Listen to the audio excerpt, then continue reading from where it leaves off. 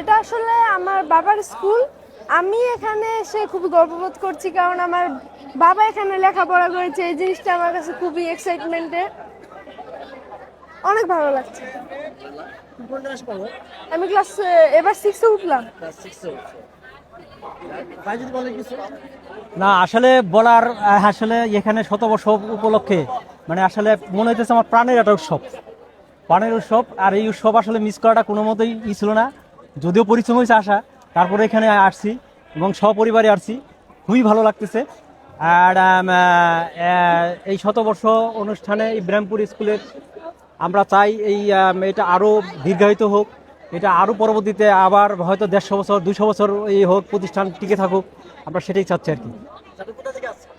আমি সাভার নবীনগর থাকি। শাখা নবীনগর। দেশ বিভিন্ন জায়গা থেকে দূরান্ত থেকে সবাই। হ্যাঁ অনেকেই আসছে। আমার চাচাও এখানে লেখাপড়া করছে, সে ছিল 1966 সালেরই। কারো দেখা যায় বাবা চাচা দাদা। হ্যাঁ হ্যাঁ হ্যাঁ হ্যাঁ আর এখন আছে। আমার বড় ভাই ছিল 1982, আমি হলে 1994। হ্যাঁ এইভাবে আর কি প্রতিষ্ঠানটা ধরে রাখছে। এই প্রতিষ্ঠান থেকে অনেকেই হয়তো দেখা যাচ্ছে বাংলাদেশে খুব লিডিং পর্যায়ে অনেক লোক আছে যারা এই ইব্রাহিমপুর স্কুলের ছাত্র, সেজন্য আমরা গর্বিত। ধন্যবাদ ভাই আপনাকে। ওকে অসংখ্য ধন্যবাদ। ওকে, আপনাকেও ধন্যবাদ। ওকে, ভালো থাকেন।